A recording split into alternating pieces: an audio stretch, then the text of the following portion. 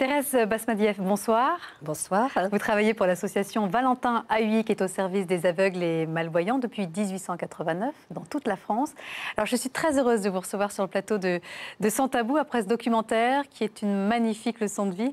C'est vrai que l'expression l'amour rend aveugle prend vraiment tout son sens à travers ces témoignages. On n'a pas besoin de voir pour rêver et élever son enfant. Et puis, il faut le dire aussi, ces parents non-voyants n'ont pas de sixième sens, ils sont juste plus en osmose avec leurs enfants, peut-être plus à l'écoute. Il n'y a pas d'image qui vient parasiter la relation. Alors, vous qui les côtoyez au quotidien, qu'est-ce qui vous étonne, vous surprend le plus chez ces parents non-voyants ? Ces parents, c'est vrai que ce sont des parents comme les autres parents. On pourrait dire qu'ils sont comme tout le monde, mais sauf qu'ils ont beaucoup d'obstacles à surmonter, beaucoup plus que nous. Et moi, ce qui me surprend le plus, après avoir vu le documentaire, c'est la confiance qu'ils font à leurs enfants. C'est extraordinaire et ça veut dire aussi qu'ils ont confiance en eux. Et donc, on a pu voir aussi qu'ils ont des qualités d'organisation exceptionnelles. Rosa, qui prépare ses enfants...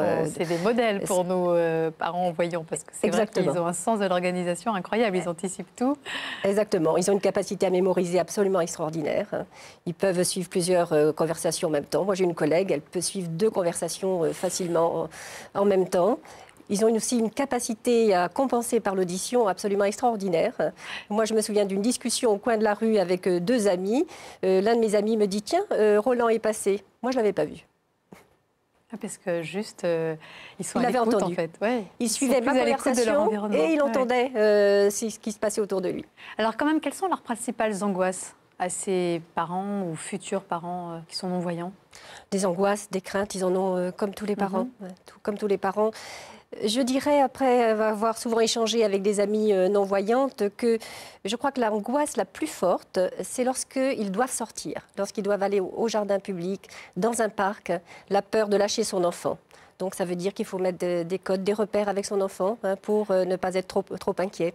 Alors, par exemple, dans un parc, comment ça se passe?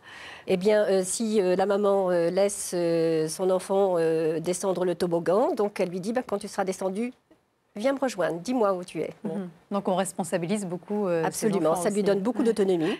Alors, on l'a vu dans le documentaire aussi, il y a beaucoup d'objets aujourd'hui qui existent pour faciliter le quotidien de ces parents et les aider à être plus autonomes, comme par exemple le détecteur de couleurs. Oui, que nous avons vu dans le documentaire. C'est incroyable, oui, c'est Marie-Laure qui l'utilise parce qu'elle ne veut pas que son fils soit habillé comme un clown.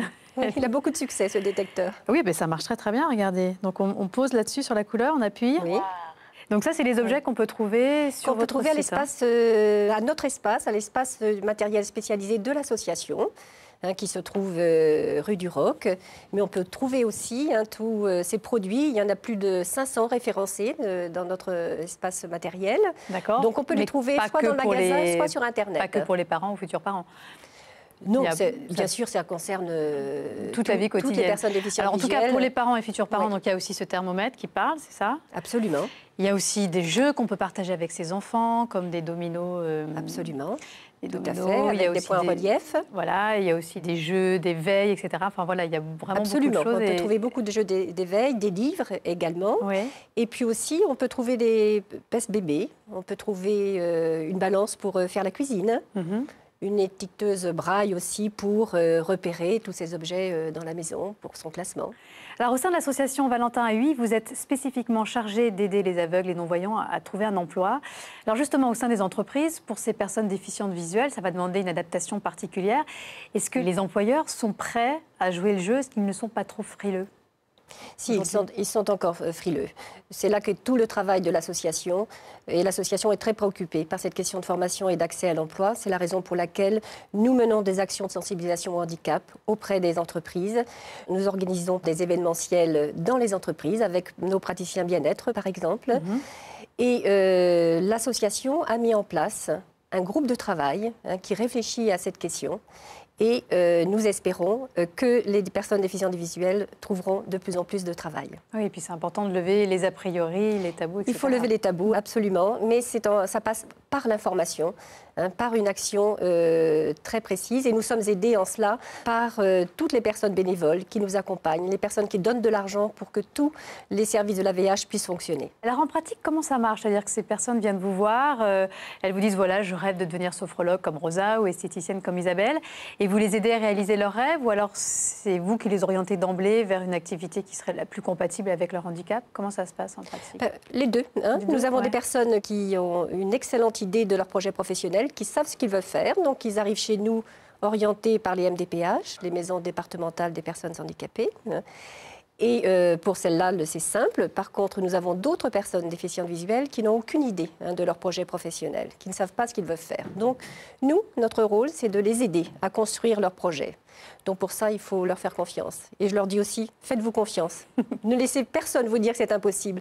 Vérifiez par vous-même. Ayez confiance en vous. Quels sont les autres objectifs de l'association Valentin AUI auprès des personnes qui souffrent de déficiences visuelles?